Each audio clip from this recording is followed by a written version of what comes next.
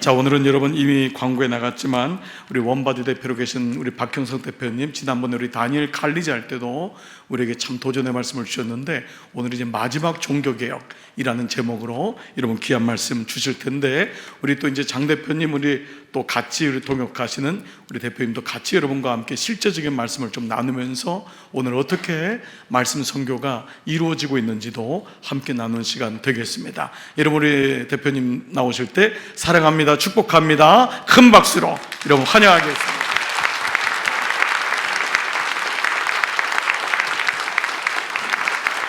반갑습니다. 잘 지내셨어요? 네. 우리 강남중앙교회 다니엘 칼리지가 4월 1일부터 시작이 됐어요. 약 50분이 신청하셔서 이제 어제부터 하나님 말씀 진리의 탐험이 이제 시작이 됐습니다. 우리 친구들이 이제 한동대 형, 그다음에 언니들과 함께 같이 말씀을 먹고 또 표현하고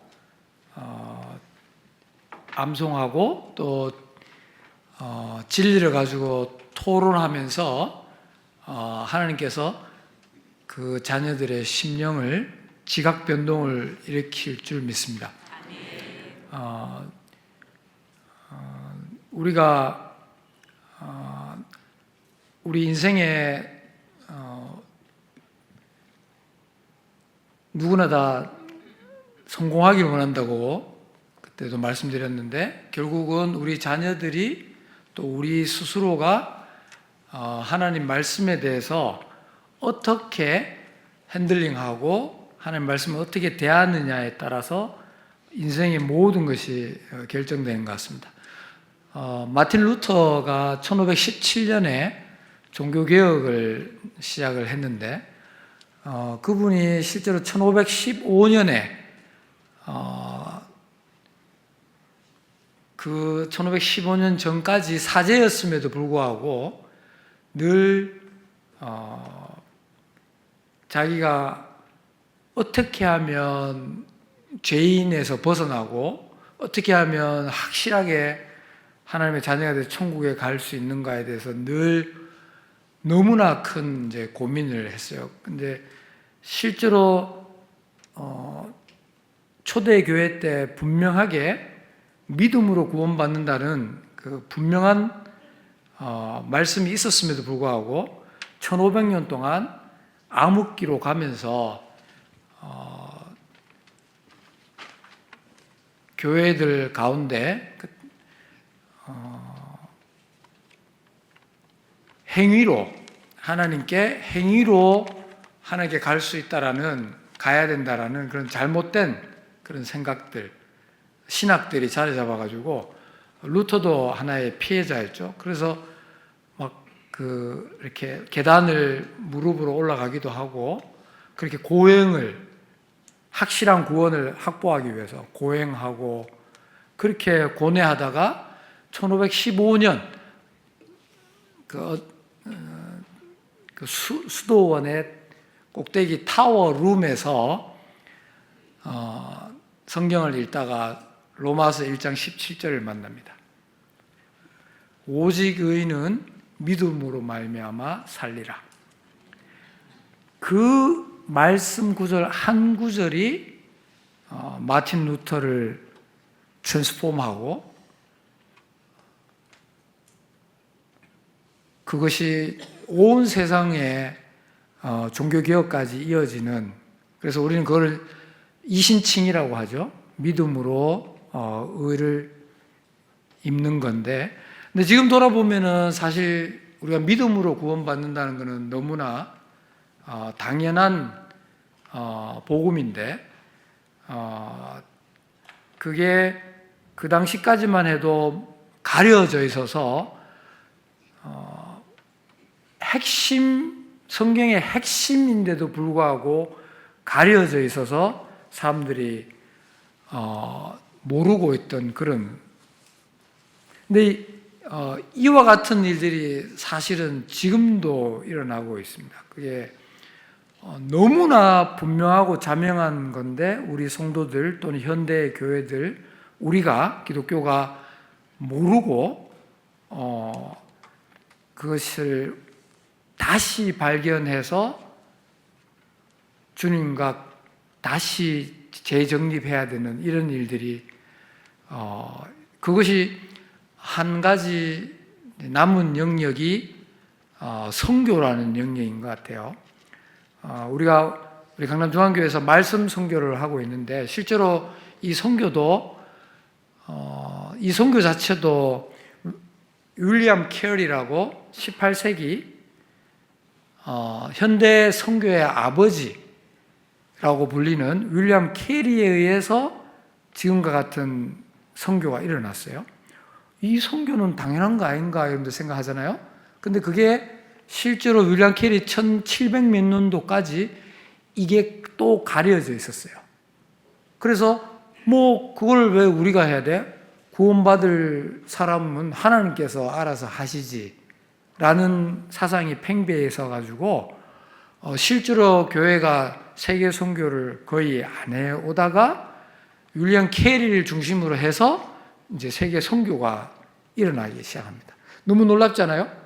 믿음으로 구원받는 것도 당연했는데 세계 선교하는 것은 또 당연했는데 그것이 오랫동안 가려져 있었다는 거죠.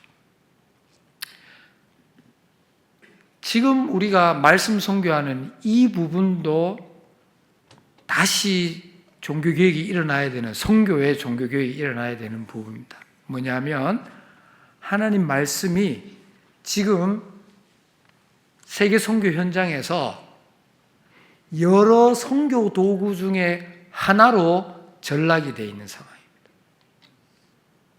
제가 아르헨티나에 갔었는데 거기 교회 가니까 한국 선교사님이 오셔가지고 막 어마어마한 센터를 이렇게 지어 놓으셨더라고요. 그래서 그분이 하는 얘기가 이거 미국의 교회들이 후원해가지고 수십억 들여서 이렇게 큰 건물을 선교 헌금으로 지었다는 거예요. 그러면서 굉장히 이제 자랑스럽게 얘기하는 거죠. 왜냐하면 아르헨티나가 가난하거든요. 근데 그렇게 멋진 건물을 지은 거죠. 그러면서 이렇게 얘기를 쭉 하는데 너무 놀라운 얘기를 했어요. 뭐냐면 그 교회에 나오는 성도들 중에 30% 정도밖에 성경이 없다는 거예요.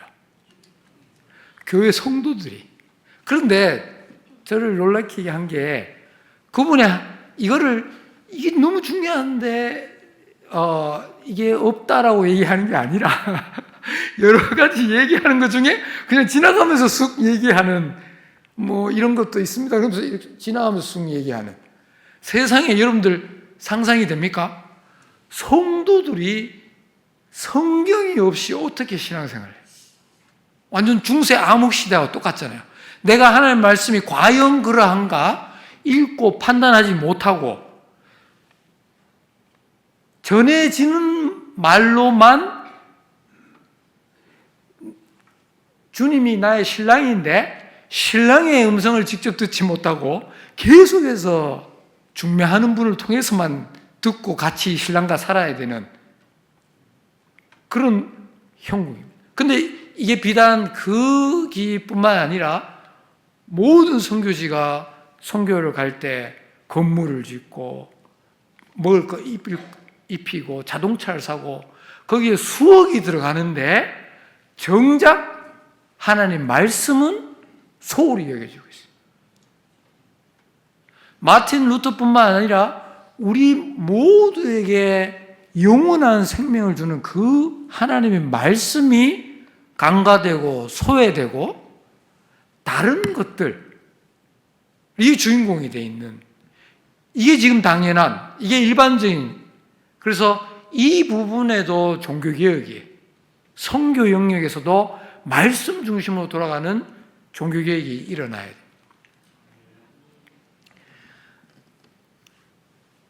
하나님 말씀은 천지를 창조하셨잖아요. 그런데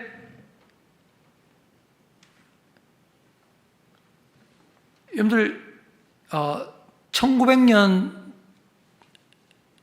이전만 해도 이 물질과 시간과 공간은 완전히 구별된 거라고 생각했어요. 그래서 모든 사람들이 이 세상에 원래 있었던 거다, 시간과 공간이 원래 있었고 물질도 원래 있었던 거다라고 했다가 나중에 우주가 팽창하는 걸 알게 됐잖아요.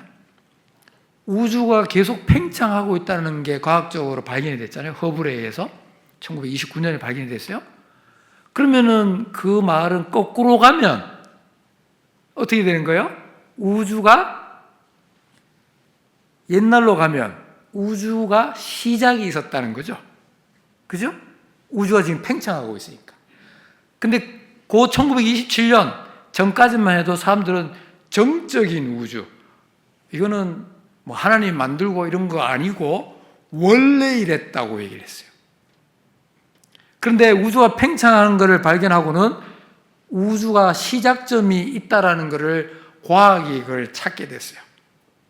그리고 거기서 더 나아가서 시간과 공간, 물질은 창조되었다고 할 수 있지만 시간과 공간은 원래 있던 거 아닌가라고 하다가 시공간이 물질과 에 의해서 서로 상호작용을 한다는 걸 알게 된 거예요. 그 말은 결국 시공간도 물질과 함께 창조된 걸 의미하는 거예요.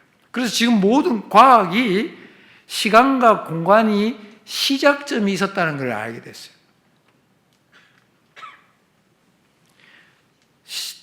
시간과 공간이 없으면 물질이 있을 곳이 없잖아요.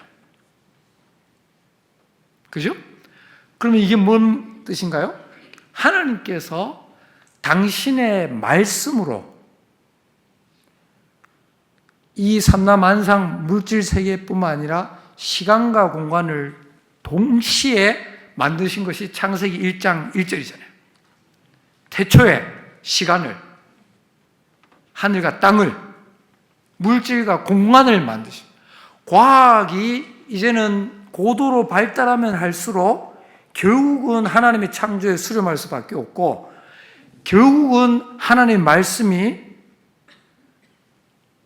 이 물질을, 우리가 만져지는 이 물질도 창조할 뿐만 아니라 시간과 공간까지 창조하는 능력 있는 말씀이라는 거죠. 그래서 우리 자녀들이 하나님 말씀을 읽을 때 하나님께서 우리 자녀들 가운데, 영혼 가운데 공간을 만드시고 시간을 만드시고 지혜를 창조하시고 능력을 창조하십니다. 그래서 하나님을 떠나서 우리 자녀를, 하나님이 원하시는 하나님의 말씀을 떠나서 우리 자녀를 하나님의 사람으로 절대 키울 수 없고, 하나님의 말씀을 떠나서 우리가 세계 선교를 논할 수도 없는, 그래서 우리가 말씀으로 자녀를 양육하고 말씀으로, 오직 말씀으로 세계 선교에 임하는 게 우리 이 시대의 또 하나의 종교교육이 될 거라 믿습니다. 여러분들, 오늘 지금부터 실제로 우리가 이것을 어떻게 하나님의 말씀을, 이 권위 있고 능력 있는 이 말씀이 선교지에서 어떻게 전해지는지 한번 같이 보도록 하겠습니다.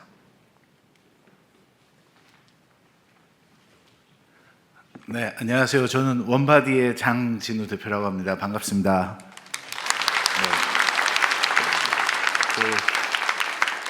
아마 저희 원바디가 이렇게 큰 단체는 아니지만 강남중앙교회에서는 제일 많이 들어본 단체가 될 수 있을 것 같아요. 그 첫째 날에도 사랑의 교회 그 백 목사님 오셔서 저희랑 같이 하는 사역도 말씀해 주셨을 거고, 또 둘째 날 김성근 선교사님께서 과테말라 사역을 또 설명을 해 주셨을 거고요. 어제 이제 김종진 목사님께서도 라오스와 같이 저희 사역하는 사역들을 보고 해주셔서 아마 저희 원바디 자체가 굉장히 강남중앙교회에서 많이 아실 것 같은데요. 저희는 사실은 이제 전 세계 아이들에게 그 성경을, 학교의 성경을 보급해서 하나님 말씀을 전하는 것에 집중하는 단체입니다. 그래서 아까도 말씀하셨지만 이제 종교개혁 얘기가 나왔는데 여러분들 오늘 오실 때 다 성경 들고 오셨죠? 네. 이 성경이 아까 종교개혁 전에 그 한 권의 성경 가격이 얼마인 줄 아세요 혹시?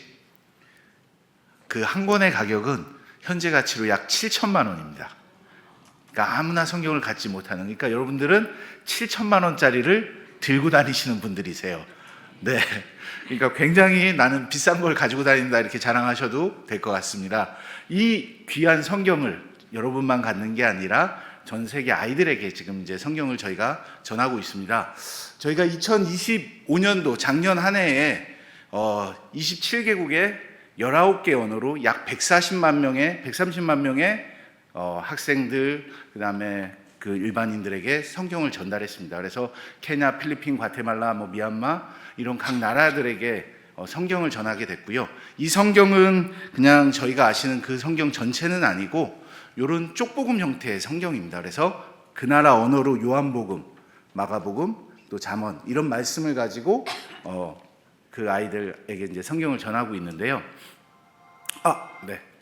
아이고 죄송합니다. 저희가 이제 이 사역을 이제 좀 이렇게 전 세계 아이들에게 전하게 된 계기가 있었습니다. 2020년도에 이제 국제예수전도단의 로렌 커닝햄 목사님께서 이제 저희 그 원바디 팀을 방문해서 하셨던 말씀이 사실은 미얀마에 약 20만 권의 성경을 가지고 가서 그 나라의 사람들에게 성경을 전하고 싶다고 하셔서 저희가 이 성경을 찍게 된 계기가 이제 그때 그 미얀마에 성경을 전하게 되면서 이 성경을 보급하게 됐습니다. 그래서 영상 잠깐 보시면 좀 미얀마 영상을 한번 좀 틀어 주십시오.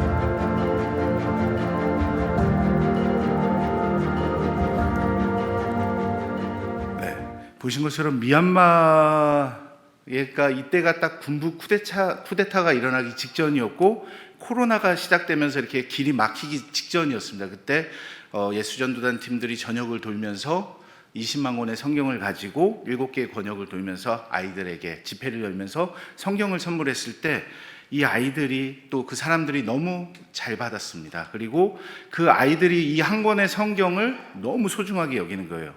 그 이유를 봤더니 자기 이름으로 가진 책이 없습니다. 근데 그 아이들의 첫 책이 성경이 되는 겁니다. 자기가 가질 수 있는 성경이.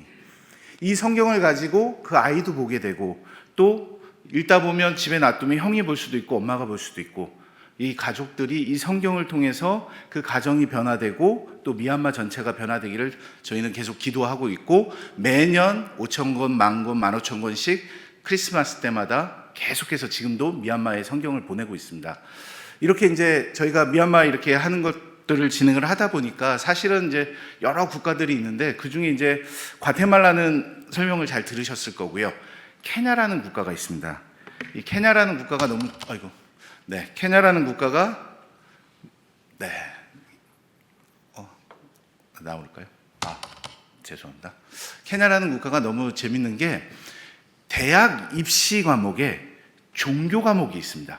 그래서 내가 기독교를 선택하면 성경을 시험 보고, 이슬람을 선택하면 코란을 시험 보고, 힌두교를 선택하면 힌두교 경전을 공부하게 되겠죠. 근데 지금 가장 많이 밀고 오는 것들이 이슬람입니다.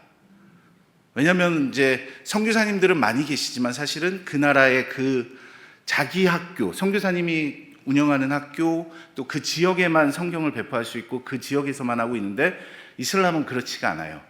한 대 몰고 계속 밀고 내려옵니다.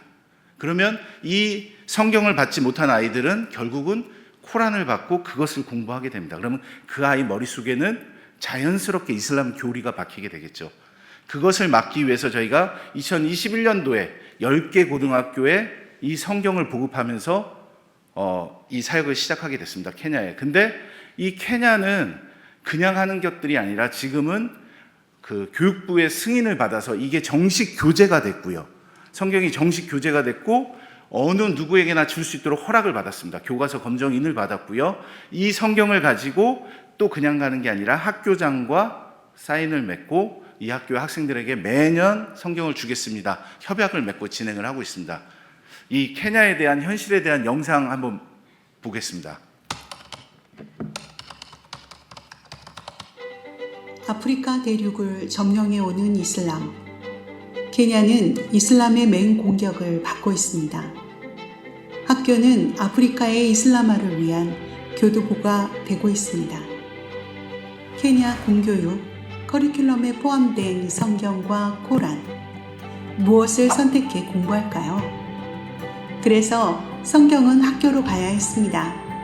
스쿨바이블 1만부가 10개 고등학교에 보급되고 2022년 교실에서도 스쿨바이블을 만날 수 있게 되었습니다.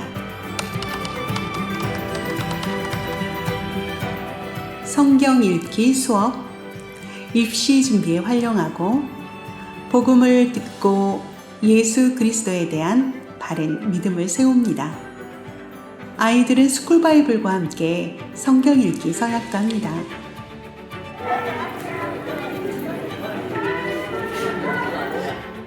내 책이 생겼다고 즐거워하는 아이들도 있네요. 주 교재로 선택된 성경은 학교장과 선생님들의 적극 지지를 받으며 보급됩니다. 학교에서는 바이블 콘테스트를 통해 성경장학생도 선발합니다. 이 다음 영상이 더 중요해서 이렇게 케냐는 학교에, 공립학교에 공식적으로 교과서로 성경이 들어갈 수 있는 나라입니다. 너무 놀랍지 않으세요? 근데 이런 나라들이 몇 개의 나라가 있습니다. 그런 나라들이 있는데 저희가 2022년도에 케냐의 1만부의 성경이 들어가면서 공식적으로 작년까지 계속 성경이 들어가고 있는데 2025년도에는 저희가 약 12만 권의 성경을 12만 명의 학생들에게 전달을 할 수 있게 됐습니다. 할 수 있게 됐고 이 성경을 뿌리게 된 결과들이, 열매들이 맺히기 시작하더라고요. 놀라운 하나님의 말씀인 성경이 들어갔을 때 굉장히 놀라운 결과들이 이 케냐에서 진행되고 있습니다. 한번 영상 이것도 한번 보여주십시오. 그 결과에 대한 영상들입니다.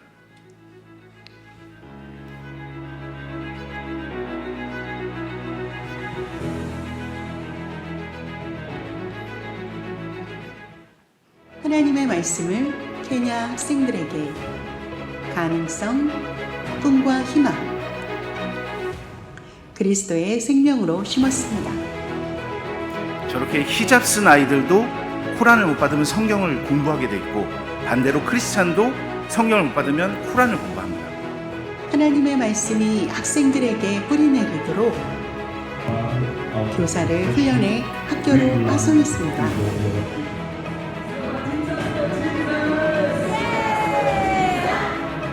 방학엔 성경 캠프를 열어 집중적인 성경 교육을 합니다. 열심히 성경을 공부한 8개 학교가 성경 실력을 겨루었습니다. 올해는 누가 골든벨을 울리게 될까요?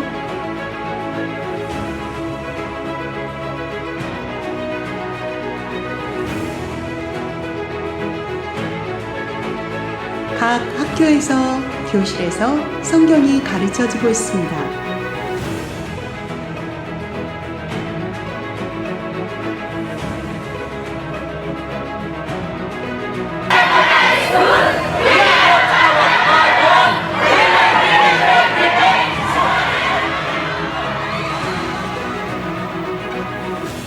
My name is Sarah. I used to be in University of London. I used to speak I read it and passed in my KCSE exam. Just really helped me grow spiritually. I am serving in Flower Garden Church. I'm a Sunday school teacher and I love you very much. Thank you for providing.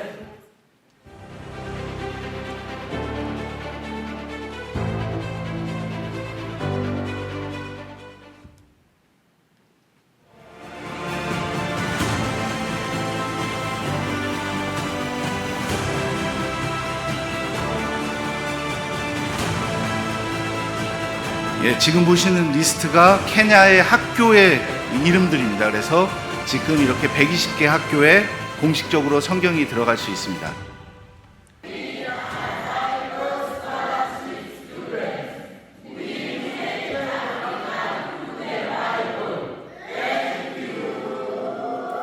네, 성주사님께서 굉장히 잘하시는 게 혼자서 120개 학교, 100개 학교를 직접 다 다니시면서 가르칠 수가 없어요. 그래서 영상에 보신 것처럼 그 학교에 성경 교사를 세우고 있습니다. 그래서 과학 선생님이, 영어 선생님이 크리스찬이라면 그 선생님을 모셔다가 성경 교육을 하고 선생님들을 모아서 그 100명의 선생님들이 다시 본 학교로 가서 아이들을 직접 가르치는 그런 성경 교사의 역할들을 감당하고 있고요. 그 아이들이 배운 아이들이 나중에 같이 모여서 성경 골든벨 대회를 열어서 그 아이들 중에 리더가 될 아이들, 아까 나이로비 장학생이 나왔는데 법대, 이게 곧 서울대 법대 간 친구하고 같은 개념인데 이 친구가 성경을 공부해서 서울대 법대를, 나이로비 법대를 가게 되고 결국 자기가 자기 후배들 그리고 또 자기가 주일학교 교사를 봉사하면서 계속 성경에 대해서 가르치는 그런 사역들을 계속 진행을 하고 있습니다. 그래서 이렇게 하나님의 말씀이 지금은 케냐에서 점점점 넓혀져 가고 있고요. 그리고 이제 과테말라는 뭐 이렇게 말 잘 들으셨을 거고요. 그 외에도 이제 저희가 마다가스카르도 올해부터 이제 성경이 본격적으로 시작이 되고요. 그리고 필리핀 같은 경우도 지금 가운데 이렇게 검은 옷을 입은 자매님 보이시죠? 저희 필리핀 현지 애플이라는 자매님입니다. 그래서 애플 현지 원바디 대표님이신데 이 애플 자매가 이번에 마닐라 교육청을 뚫었어요. 그래서 마닐라 학교 11학년, 12학년 모든 학생 27개 마닐라에 있는 모든 학교에 공식적으로 11학년, 12학년 학생들에게 성경을 줄 수 있도록 허락을 받아왔습니다. 그래서 필리핀에는 공식적으로 마닐라에 있는 학교에는 성경이 들어갈 수 있습니다. 더불어 이제 지금 그 외에 다른 지역들, 마닐라가 가장 대표적인 지역이니까 그 외에 일로일로나 다른 지역도 지금 교육부하고 협의를 해서 이 나라에 성경을 계속 교육부를 통해서 공식적으로 들어갈 수 있도록 하고 있습니다. 그래서 그 외에도 이제 저희가 조금 특이한 나라가 인도네시아 같은 경우는 저희가 이제 성경이 들어갈 수 없는 이슬람 국가이기 때문에 하나님의 성경적 가치관이 담은 저런 영자 신문을 통해서 지금 현재 저희가 80개 학교에 약 5만 5천 명의 학생들에게 하나님의 가치관이 담은 성경적 가치관이 담은 영자 신문을 공식적으로 보급을 하고 있습니다. 이것처럼 저희 원바디 팀은 전 세계 공립학교에 성경이 공식적으로 들어가서 하나님의 말씀을 읽히고 전하는 것이 저희 원바디 팀이 지금 하고 있는 사역입니다. 간단하게나마 이렇게 저희 사역을 소개해드렸습니다. 감사합니다.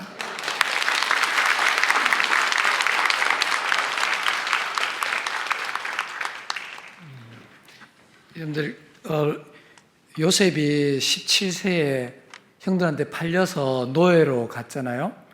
그런데 그 요셉이 계속해서 감옥에도 가고 그랬지만 하나님의 인도함을 받고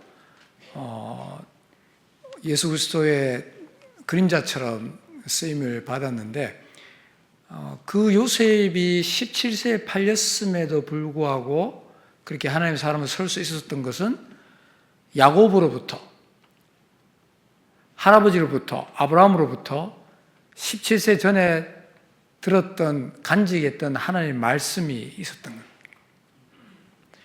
거예요. 저희도 세 자녀를 키웠는데 와이프하고 둘이서 이렇게 기도를 했어요. 하나님, 우리 자녀 나중에 커서 메뚜기 석청 먹고 살아도 좋습니다. 하나님만 깊이 알고 하나님 뜻 따라 사는 하나님의 사람으로만 세워진다면 저희는 만족합니다. 여러분의 자녀도 그렇게 하나님께 고백하면 하나님께서 굉장히 기뻐하실 것 같아요. 그리고 우리가 우리 자녀뿐만 아니라 전 세계에 있는 하늘 영원한 아버지를 모르는 고아와 같은 저 친구들에게도 먹이고 입히는 게 아니라 교육은 이제 선진국이나 빌 게이츠가 더 많이 돈을 쓰고 있어요. 가이사가 돈을 많이 쓰고 있어요. 굳이 우리가 우리의 헌금을 가지고 먹이고 입히고 교육할 필요가 없어요. 오히려 로비를 해가지고 국가 돈이 병 고치는데 약으로 가게 하고 교육으로 가게 하고 우리 하나님의 헌금은 하나님 말씀을 그들 영혼에 심게 하는 것이 이게 정상이고 가장 지혜로운 선교라고 생각합니다. 여러분들이 기도하시고 추구하는 말씀 선교 바로 그것이 이런 선교일 겁니다. 그죠? 자, 여러분 이제 우리 지난 나흘 동안 말씀을 좀 나눴고 내일은 이제 좀 종합적으로 목적 이끄는 삶에 대한 마지막이 이제 선교적 삶을 부르심이에요. 이제 그 말씀을 이제 마지막으로 나눌 텐데, 자, 여러분 어느 정도 좀 그림이 좀 그려지시나요? 네, 여러분 처음에는 우리가 말씀 묵상하고 내가 1:1 양육하고 목장 공동체 우리 교회가 세웠는데 이게 말씀 선교랑 무슨 관계가 있을까? 근데 여러분 이제 이렇게 말씀을 듣다 보니까 북녘땅을 비롯해서 우리 모든 선교지가 정말 본질적으로 말씀이 없으면은 잘못될 수 있는 가능성이 너무 많고, 그리고 그동안 우리 첫날에 백승준 목사님도 사랑의 교회 26년 동안 섬기면서 지금까지 너무 하드웨어 쪽으로 갔던 것을 돌이키면서 계속 문제가 일어나면서 무엇을 놓쳤을까? 그게 말씀으로의 선교라는 것, 이것이 너무 중요함을 또 고백하고 나눴는데요. 여러분 생각할 때는 이제 말씀이 이렇게 들어가면은 목사님 그런 책을 보내면은 그 성서 뭐 공회에서 하는 거나 그런 거랑 다르질 않나요? 라고 하겠지만 일단 성서 공회는 이제 성경을 그냥 통째로 보내잖아요. 근데 이제 가난한 곳은 성경 전체를 들어가지도 못할 뿐더러 들어가면 다 팔아요. 그러다 책값을 종이값으로 해서 그냥 빵으로 다 바꿔버리고, 그래서 이제 고민했던 것이 이 성경 낙권으로 들어가고, 그리고 모슬렘 국가나 불교 국가에서 아예 통제하는 곳은 이렇게 스쿨 저널이라고 하는 이 아주 예쁜 잡지를 가지고 그들의 가치관을 형성시킬 수 있는, 그래서 보면은 겉에는 그 사람들 연예인들, 정치인들 얼굴이 나오지만은 그 안에는 성경의 말씀들이 다 들어가 있어서 이 아이들이 어린 시절부터 말씀을 보도록 이제 하고 있어요. 근데 중요한 거는 말씀 선교에 대한 이 브랜치가, 이게 뭐냐면 가지들이 생각지 않게 너무 놀라워요. 왜냐하면 일단 말씀 선교가 되려면 선교사님이 말씀 선교를 하셔야 돼요. 선교사님이 그냥 가서 프로젝트하고 그냥 사람들 만나고, 물론 그러지 않으리라 기도하지만은 이걸 뭔가 보이려고 하는 선교사님들은 말씀 선교를 못해요. 그래서 제가 이제 오랫동안 저도 말씀 선교를 가지고 선교사님 만나니까 그런 분은 영락 없이 기도하는 분들이고 말씀에 대한 소중함을 갖고 선교사님이 묵상을 안 하면은 절대 이 말씀 줘도 이거를 귀하게 여기질 않아요. 왜냐하면 그분 스스로가 말씀으로 전화를 변화시킬 수 있다고 하는 마음이 없기 때문에 그래요. 그리고 파송하는 교회가 빨리 교회를 져라 이런 족독이 아니라 먼저 가서 언어를 배우라고 시간을 주고 문화를 배우라고 시간을 줘야 돼요. 그런 시간들이 있어야 되는데 한국 교회는 너무 급했거든요. 선교사님 보내면 빨리 교회 짓고 센터 짓고 몇 명 들었냐 여기 관심이 있다 보니까 여러분 한번 아프리카나 남미를 가면은 너무 펜탈코스탈 정도, 이게 뭐냐면 너무 어떤 우리나라로 하면 뭐예요? 성령의 역사만 강조하다 보니까 정말 여러분 놀랄 거예요. 집회를 3시간 하면은 1시간 반을 찬양을 해요. 그 다음에 말씀을 5분 전해요. 5분 전에 성경 안 찾아요. 그러니까 성경 말씀을 들어본 적도 없고, 그 다음에 축사해요. 쓰러지고 넘어지고 병 낫고, 그러다 보니까 교인들이 말씀으로 양육을 못하고 목회자가 신비주의자가 되고, 그리고 때로는 아주 사이비 교주가 된 목사들이 너무 많아요. 그래서 이런 일들이 왜 이렇게 일어났냐 하면 말씀을 전해주지 못하는 데서부터 시작됐기 때문에, 그래서 말씀 선교가 이루어지면 거기에 대한 또 다른 이제 그 가지들이 나오는 게 일단 목회자들, 선교사님들이 말씀 묵상과 말씀 양육에 대한 눈을 뜨게 되고요. 무엇보다 감사한 거는 현지에 있는 리더십들, 현지 목사님들이 말씀을 소중히 여겨요. 그분들을 양육하는 게 또 하나의 아주 중요한 요소입니다. 한국 선교사님이 아무리 가서 교회를 지어줘도 언젠가 나오거든요. 나오면은 그걸 가지고 싸움박질해요. 교회 가지고, 땅을 가지고. 그러니까 그들을 제자화시키고 그들을 양육시키는 거예요. 그 사실 1:1 제자 양육이 선교제에서 일어난 것들이에요. 영국에서 변화를 시킨 게 내비게이터였고, 그게 그들에게 거듭난 것을 묻고 한 명이 한 명을 변화시키는, 사실 그게 필요해요. 대형 집회를 통해서 수백 명이 넘어지고 병 고쳤다, 여러분 한국교회도 많이 했잖아요. 그 결과 기복주의가 되고, 그 결과 이단이 창고라는 역사를 일어난 것은 그때부터 1980년도부터 옥하는 목사님, 하용조 목사님, 그리고 이동원 목사님, 그런 교회들이 제자훈련을 시작하면서 평신도를 깨워야 된다, 평신도들에게 제자훈련시키고 그들이 양육하게 하고, 이런 운동들이 일어났던 거예요. 근데 오늘 박 대표님 얘기한 것 중에 여러분 좀 충격적인 게, 여러분 한국교회가 중세기 때에 말씀을 아무도 전해질 않았거든요. 한국교회도 마찬가지였다고요. 부흥사들이 말씀을 전했고 교인들은 말씀을 몰랐어요. 근데 어느 날 교인들이 말씀을 읽기 시작하고 묵상하고, 그러니까 목사들이 아무에게나 할 수 없는 거예요. 그냥 옛날 얘기하고 그냥 만담할 수 없는 거예요. 왜요? 교인들이 말씀을 아니까. 아멘할 타이밍이고, 아멘, 이게 너무 중요한 거예요. 목사들이 딴짓 못하는 거예요. 말씀을 이미 교인들이 아니까, 무장되어 있으니까. 어디 설교 한 구절 읽고 이 구절도 얘기 안 하고 만담하는 목사가 어디 있어요? 그걸 우리가 알잖아요. 저분 뭐지? 안다고요. 근데 한국교회는 오랫동안 그렇게 왔던 거예요.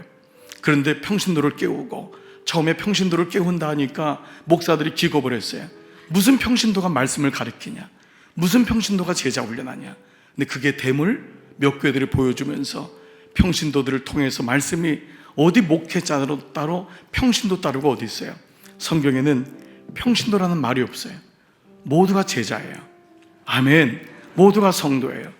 옥하는 목사님 돌아가실 때 목사라고 부르지 말고 위패를 성도라고 써달라고 그랬잖아요. 나는 이 땅에서 목사의 직임을 가졌지만 나는 성도입니다. 하늘나라 가면 어디 목사가 있고 어디 장로가 있단 말이에요. 우리 죽을 때 위패를 성도, 나는 거룩한 주님의 종입니다. 여러분, 이게 얼마나 소중한 거예요. 그래서 이제 우리 모두가 말씀의 사람이 되었고, 이 말씀을 가진 사람이 그 말씀을 전하는 것, 그 전할 때 거기는 현지 리더십들이, 현지 목회자들이 말씀의 능력을 알고 그들을 훈련하고, 정말 이 같은 놀라운 일들이 우리나라에도 일어났고, 그리고 더 놀라운 건 아까 여러분 의아했을 거예요. 윌리엄 캐리 목사님 통해서 선교가 시작된 것이 1800년도 중반 후반이에요. 그 전까지는 선교 안 했어요. 왜냐하면 모든 사람들은 예정되어 있다고 믿었던 거예요. 에베소서의 말씀에 이미 우리는 예정되었다. 예정론을 잘못 이해한 거예요. 우리는 굳이 선교할 수가 없다. 선교할 필요가 없다. 이미 모두 지옥 갈 사람 다 예정되어 있고 천국 사람 예정되어 있고 전도 안 했어요. 근데 윌리엄 캐리를 통해서 이게 아니다. 우리가 말씀을 잘못 이해했다. 우리는 땅끝까지 예수님 말씀처럼 성령이 너에게 임하시면 너희가 권능을 받고 다 같이 예루살렘과 유다와 사마리아와 땅끝까지 이르러 내 증인이 될지어다. 그 말씀을 이제 드디어 알아들은 거였어요. 그래서 여러분, 우리가 정말 이같이 선교사적 부르심으로 우리 모두가 선교사로 부름받은 삶의 자리에서, 가정에서, 직장에서, 그리고 이제 교회가 공동체를 만들어서 정말 필요한 족속들, 나라들, 이런 나라에 우리가 성경을 보내고, 그리고 성경을 보내면서 리더십을 훈련시키시고 목회자들을 양육하고, 이런 일들이 말씀 선교를 통해서 일어나게 될 줄 믿습니다. 여러분, 절대 오해하시면 안 돼요. 교회 짓는 거, 센터 짓는 거, 의료 선교하는 거 다 필요해요. 그러나 너무 많은 교회가 하고 있어요. 근데 굳이 우리 교회까지 그럴 필요는 없다고 생각했던 거예요. 우리 교회는 특별히 말씀으로 세워졌고 지난 7년 동안 훈련받았고 말씀으로 너무 소중함을 알았기 때문에 우리 교회만이라도 이렇게 말씀 목회에 씨를 뿌리고 이렇게 간다면은 너무 소중한 시간이 될 것이고, 여러분, 이런 은혜가 이제 말씀 선교라고 하는 테두리 안에서 우리가 쪽복음을 보내고 그곳에 하나님 말씀을 나누고, 그리고 거기 있는 목회자들을 양육하고 제자들을 훈련시키고 이 사람을 키우고, 이런 일들이 일어나게 되는 줄 믿습니다. 여러분, 저는 아까 케냐에 대해서 조금은 더 알아요. 그 케냐가 그 아이들이 말씀을 가지고 공부한 아이들이 유수한 대학에 가요. 그 아이들이 곳곳마다, 우리나라 처음에 선교사님 왔을 때 세운 학교가 다 연대, 이대, 여러분 다 우리 학교 아니었어요? 거기서 다 공부시키고, 사실 그 이후에 이제 한국도 교육에 깨어서 시작됐지만은 이런 일들이 아직도 제3국가, 아프리카, 여러분 저 적도에 있는 나라들, 너무도 많은 나라들이 그렇게 돼가고 있어요. 어제 우리 김종진 목사님 말씀 통해 저도 이미 알고 있었지만, 동독이 여러분 소독하고 합병될 때 그 나라에 제일 먼저 간 것이 포르노, 플레이보이즈였던 거, 이미 사실이었어요. 그 타이밍을 놓친 거였어요. 그때 만약에 성경이 들어갔다면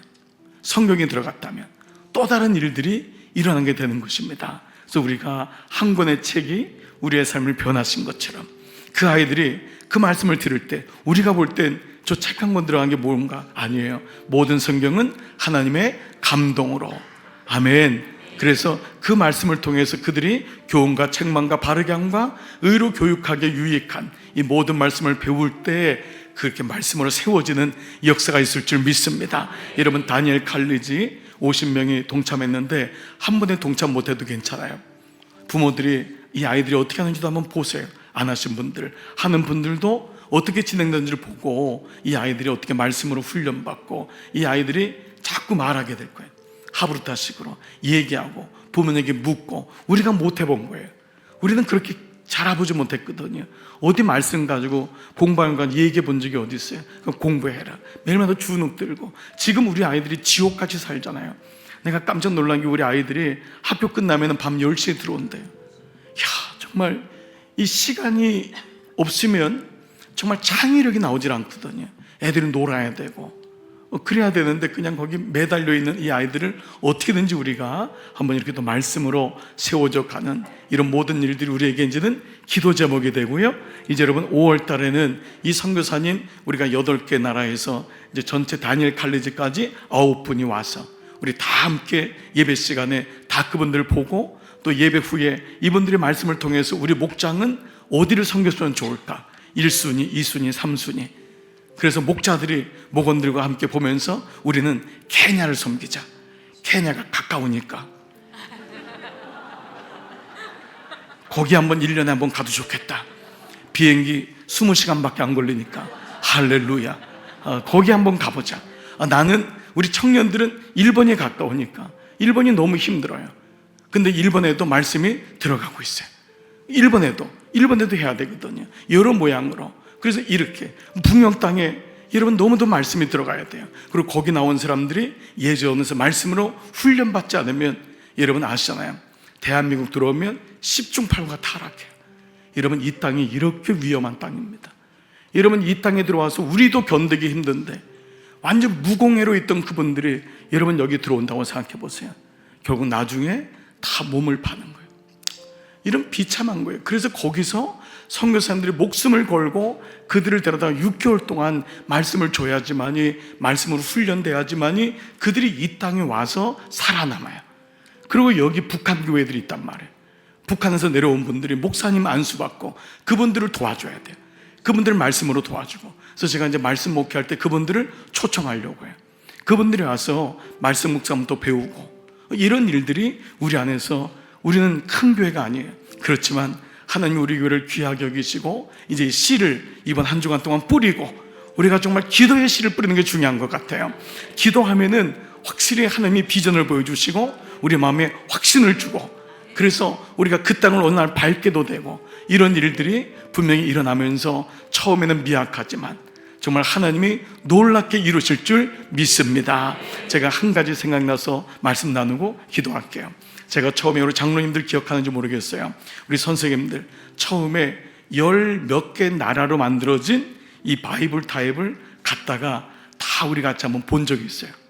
이 성경이 이렇게 파키스탄 말, 인도네시아 말, 베트남 말, 말도 안 되는 말, 우리가 들어보지도 못한 말인데 그 나라 말로 20개 국가가 말이 번역된 거예요. 그걸 보면서 이 말씀이 듣는 사람들, 이 성경이 못 들어가니까 거기 이 말씀이 읽어지는 그날이 있었으면 좋겠다. 네, 그때는 다 아멘 안 하셨어요.